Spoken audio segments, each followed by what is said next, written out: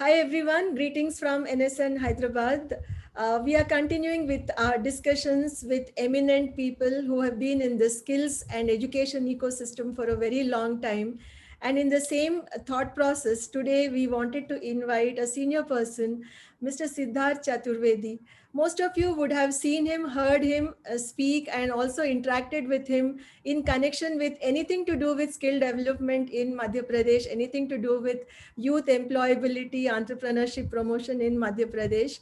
He being the former chairman of CII Bhopal chapter and current convener for skills panel in CII Madhya Pradesh, he's contributing to the ecosystem in a much larger way than being the executive vice president of AISECT Group, which he's currently holding. So welcome to this talk, Mr. Siddharth. And Thank you so much, Madhuri, and it's my pleasure to be on this platform.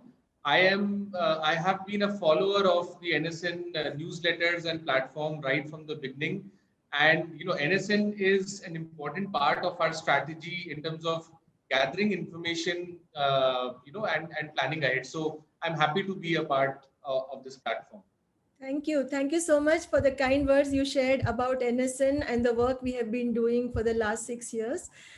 So we are glad that today we are able to touch Madhya Pradesh as a state as well through you, because that's one of the endeavors for us to understand at the state level how private players are contributing in a big way, interacting with other stakeholders like the government of Madhya Pradesh at the state level, district level, or maybe at the Gram Panchayat level as well. So let's get started by asking you something very topical. I'm also having this conversation with you just on the occasion of the upcoming World Youth Skills Day, for which you have organized a series of virtual events, and that's so nice to see that you are touching upon various aspects in this virtual series. So, in the present context, whether we can call it post COVID or current COVID related things happening across the world, what is the significance of World Youth Skills Day? Do you think it's going to assume greater importance, because the theme of World Youth Skills Day is again, handling the pandemic issues and relating it to the issues of the youth in today's world? Right. No, so even before COVID, World Youth Skills Day was an important occasion for us, all of us at AISECT, and we being firmly involved in the skilling and related operations, not just skilling but livelihoods, entrepreneurship development, and so on. So World Youth Skills Day has been an important occasion for us, and we always make it a point to do something out of the box for celebrating this important milestone, important occasion in the skills industry. And as you rightly said, in today's world, in the post-pandemic scenario, the entire change in terms of the debate and dialogue has happened, which we were all waiting for, and all that has happened due to the pandemic. So the pace of the change, the pace of innovation, the pace of maybe digital adoption has been accelerated over the last 2 years post-pandemic. And with that, World Youth Skills Day assumes, far greater importance than it would have in any normal year. And everybody is sitting up and asking those questions, which we've always been deliberating upon in terms of the employability of the youth, in terms of readiness of the youth for a post-pandemic world, in terms of the blended approach, in terms of digital adoption, in terms of online learning, and all those smaller angles and dimensions are coming together. And so we thought that there could not be anything better but celebrate World Youth Skills Day with not just one but a series of dialogues which cover all these important themes. So right from apprenticeship to online learning to future skills to industry 4.0 skills, discussing NEP, which is a great tool which we have in our hands today. So we are trying to bring all those dimensions together. And this is a tool with which we connect with the subject matter experts of this industry. This is also a tool which helps me in doing a capacity building and sort of refresher training or crash course Mm, of the updates in the skilling ecosystem for my team. So mm, our team gets involved right from the beginning. So World Youth Skills Day has been important and it assumes greater significance this year. Uh, we are all waiting to see, the new announcements coming from our own country this year.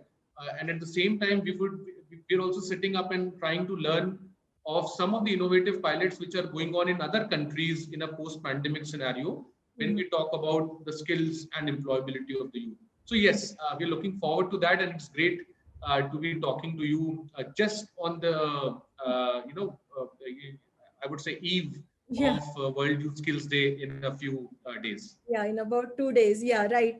So as you very rightly pointed out, the need for making this a very important day in India, and ISECT, I think, as you said, we have also been following ISECT and understanding your activities and trying to see what all things are evolving from the kind of events you do around World Youth Skills Day. One thing which stands out here is you have been consistently trying to communicate and send out this message to the youth and also people who are influencing the youth about the importance of skills, importance of combining education with skills. So what is your assessment of current activities in this direction? Are we as a country doing enough? Are we as a state doing enough? Or what else needs to be done to reach out to people, the right Yeah. people, I would say? So, no, of course. I mean, uh, the good thing is that we have moved quite a bit, and we have covered, a good distance from where we were, let's say, 5 years back, Mm. in terms of, a lot of. So this is like the budget announcement day for the skills ecosystem in terms of the new policies and new ideas, and you get a drift of what where the country is going to go forward. Yeah. So in that sense, we've moved quite a bit. Still, if I just talk about messaging and communication, we still have a long way to go. But what I will say is that the significance of any day, for that matter, is just that it gives you that opportunity once every year to Yeah. amplify your messages and to bring a lot of stakeholders together. So that's what World Youth Skills Day, does. It brings, I have just seen the invite for the World Youth Skills Day, which is going to be celebrated. And it talks about industry, it talks about state government missions, it talks about the central government, it talks about DGT, it talks about MSDE, it also talks about the school and the NEP aspects. So the significance in terms of communication is that it does give you that opportunity where everybody comes together and you can amplify your message.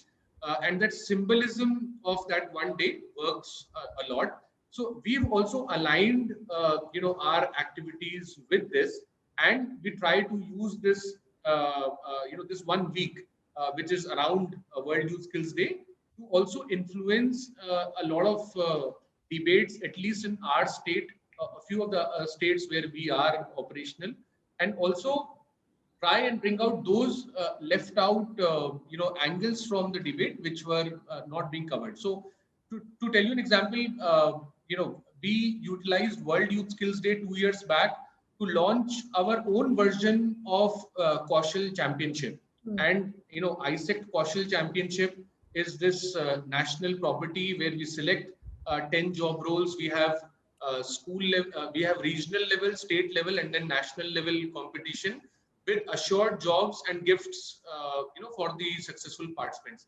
Yeah. Uh, the plan was ready much earlier, but once you launch it in association with World Youth Skills Day, it assumes a greater significance, and we intend to continue with that campaign going ahead. So, to summarize this in terms of messaging and communication, I think some bit of it has been aligned, but at least I think on the state level, we are still to see similar celebrations and similar big bang, communication events getting organized around World Youth Skills Day. I think that's what will happen in the next 3 to 5 years. Yeah, Rightly said, because we don't see many states or state level organizations or training companies or any similar institutions engaging in the way like you have been doing consistently. And I'm sure it has made quite a lot of impact already. And if you look at it this year comparatively, I see a lot of buzz already there, which is a very good sign. And like you very rightly said, the message gets amplified, and it gets amplified in the right way on the right day. I think that's most essential for a country like India to catch the attention of young people and send out this message about being employable and being prepared for entrepreneurship as an option as well. Now let me come back to the idea of again making skills aspirational or bringing skills and education closer, and ask you a question in the context of a very recent change at the ministry level.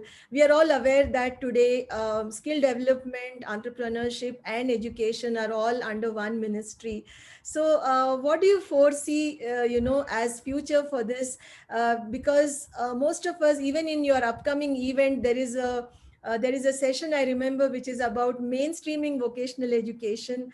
And in your state, you have PSS, CIVE, an eminent institution, which is again talking about school level vocational education. So, in this context, how do you foresee the future unfolding with this change in the ministry? Is it going to have a deeper impact, or is it going to influence people in a positive way? What are your thoughts? Yeah, so I was personally very happy to note this, and this in itself is a significant signal to that entire direction which we are trying to take as a country, which is to not treat vocational training and formal education in silos. I think the step towards this had been taken quite some time back, but this really is a powerful signal in terms of breaking those boundaries between these two streams. And as we have learned while implementing things and being on the ground, skills really is also a lot about the attitude and mindset Yeah. of the students. And it is very difficult to treat skills and vocational training only with the lens of short-term training programs, Yeah. with a 3 month kind of a intervention. Yeah. While those are important, at least in terms of exposure and in terms of the broader mindset of students, it's very important for this stream to run alongside the formal education system. And Yeah. we've seen success stories out of the vocationalization of school education scheme. Mm. It started with just one state. Today all the states are doing it. Every year a greater number of schools are coming under this. We have seen junior Kaushal championships in CBSE schools this year. And to top it all, we have NEP, which is that tool which brings formal education and skill development together. It talks about skilling and exposure right from sixth standard onwards. It talks about mainstreaming of vocational education. It also talks about skilling being an integral part in higher education, and it sets a target of 50% learners across all the higher education institutions to be also exposed towards skill development in a few years. So uh, while all this is there in policy, everybody's question was how will this get implemented? Because ministries have their own way of working. They have own legacy style of working. But this move of letting one minister, and that too, people in the skills industry are aware of Honorable Pradhan sir's working. So, letting one person drive these two segments, I think it will achieve a lot for both education and skills segment. We are already seeing some bit of development, but I think this will accelerate the entire thing much better. And ultimately, from the point of view of the following the spirit and intent of NEP, which talks about this very change and bringing these two educational streams together. And vertical mobility, horizontal mobility, we've been talking about it, we've been hearing about it in so many conferences and papers. I think now is the time it might get implemented in its true form, and that will be no less than a revolution in the skilling and education domain of India. Yeah. Yeah, let's look forward to these changes. They're all very positive, and most of us have been waiting, whoever is actively involved in this field. Hopefully, many of them will get implemented successfully in the coming months and maybe years. Now, coming to Madhya Pradesh, Bhopal, and your area of operations beyond Madhya Pradesh as well. What are some of the key initiatives of AISECT that have been pretty innovative, which you would want to mention in terms of skilling and helping people get employed, or even maybe entrepreneurship promotion as well? Yeah. So I think apart from all the routine stuff and operations which we do, uh, the current frame of mind we are in, the one significant change we are driving is investment in the digital infrastructure Okay. in terms of the LMS and the assessment tools and so on. And on the other hand, identifying those top job roles and working on content development for those job roles. Because as I can see, blended learning is here to stay, Right. and we are still, very short in terms of good pedagogy oriented content in the skilling domain. Whereas we might have content on the, on the higher education side, on the skilling side, and especially non-IT and non-service based courses, we have a long way to go in terms of content. So one whole direction which we're driving is this content development in vernacular, languages, Hindi to start with, and investing in digital infrastructure to be future ready, if I can say that.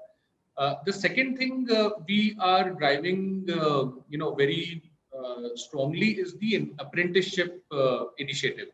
Okay. And as I understand, as I've heard on multiple forums, apprenticeship is one very strong and proven methodology of involving industries and having that industry focused skill development training, which we all keep talking about. Yeah. So, today we work with the NAPS scheme in NCR cluster in South.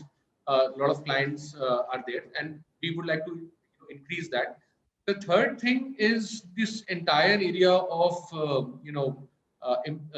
matching of the job seekers with the employers, and we've developed Rozgar Mantra as one of the portal and app, which is right now getting ready for its phase 2 kind of operation. So that app, at least in terms of the key geographies where we are playing, that will be helpful in terms of our own captive students as well as students from outside market in terms of job matching and job seeking. So that is another area which we are trying to target. And last, we're trying to see what can we do in terms of introducing skills in schools in light of NEP. And we are even trying to go down to the early childhood care and see in terms of hands-on learning and all those provisions which are there. Can we let's say put skills in a box and try and see if that works? So that is something which is in the pipeline, and we are also thinking on those lines. So these are some of the new initiatives apart from all the programs which we implement. Yeah. uh, Do we also expect something in collaboration with CII, CII being the industry representing body? So do you see that kind of, any synchronizing happening there also? Yes. So no, CII is in itself very strong in terms of its industrial member base. CII has been a very vocal supporter of skill development, not just for the freshers, but more from the point of view of upskilling and reskilling of the existing employees. And as I speak to more and more industry members, I think the need for upskilling and reskilling, especially for the MSME sector, that is something which is coming out as a strong, gap. where you have to first of all identify what are the right interventions, and also give it in terms of a right value for the MSME client, who cannot probably buy hundreds of licenses from an expensive any of the expensive online learning provider. So CII has on the other hand, CII is also driving its model career center concept, which is fantastic in terms of candidates coming at least wherever the industrial clusters are strong. There the hiring has started happening through the model career center, which is also an app which they have developed. So uh, me being a member of CII and also convening this panel for skills, I try and distill some of the learnings from our experience, and also CII's priorities in terms of nation building, in terms of livelihoods and skills, and in terms of having a better impact through the CSR route for considering all the industry members. I try and act as a bridge between that and try and work out a few action items so that we can implement that at least in Madhya Pradesh to start with. And there are several learnings from other CII chapters which I try and target for our state's implementation. Yeah. Okay, let's hope that whatever you're trying in Madhya Pradesh also gets emulated perhaps, or you can exchange notes with other states and collaboratively, increase the impact of skilling on livelihoods and jobs and employment. Now, coming to the last question of this conversation, I would like to know from you what would be your message to youth, on the occasion of World Youth Skills Day, and any other points you wish to mention. Yeah, one thing which I did not discuss is this overall change in terms of the district skill committees becoming very active, and the demand mapping now flowing from the bottom up approach. I think that is a very welcome step. It will solve the problem of aligning to probably a misplaced data set and trying to have a ground level up data on which the policy can be made. So this is something which we are also supporting. We're also working with district skill committees in several of the districts to help them in first of all understanding this entire ecosystem, and then identifying the right set of jobs and demand mapping. Coming to the message for youth, I do agree, this is a tough time for anybody who's either graduating in this year or Yeah. who is looking for joining a course or who's completed a course. Uh, but, I can only say that in a long career span, a blip of 1 or 2 years will not matter as long as, you're a lifelong learner, as long as you have the right attitude in place. So what we should be doing at this point is this is the time to sharpen your axe and be ready for that battle when world opens up. Yes. So add on a skill, add on as many skills as you can. There are tons of free courses available. You don't have to pay, but keep that curiosity and learning alive, and add as many skills as possible currently in your portfolio. And also try and do 1 or 2 internships. There are several digital versions of internships available. Try and be engaged somehow through these internships, so that you're not completely out of touch with whatever is happening in industry. And third, don't shut yourself in, but keep talking to maybe your siblings or cousins, your uncles, and somebody who's in the corporate sector, to get a pulse of how the things are changing. If you do these three things, you will be completely ready by 2022 or 2023, whenever we are back to the routine stuff. Old But till normal. that time, learning should not stop. Yeah, the old normal, I think. Old normal, new normal. I've lost count of which normal are we going to land up in. Yes. There have been too many of new normals now. Yes.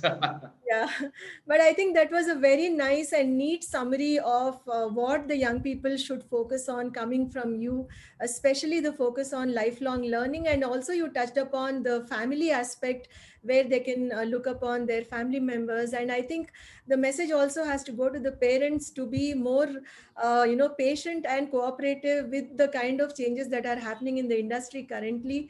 So on this note, I would like to thank you for joining me today in this conversation, and I wish you all the best for the upcoming ISECT virtual event, which is going to be for around a week or so.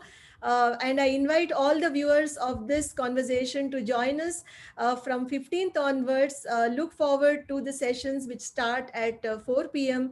for about a week or so. Do join us, and you can get to learn a lot and interact with several experts in various aspects which are connected with skill development, as Mr. Siddharth was just mentioning. Thanks again. I look forward to be in touch with you. Thank you. Thank you so much, Madhuri. I thoroughly enjoyed this conversation. And once again, happy to be a part of NSN platform. Thank you. Goodbye.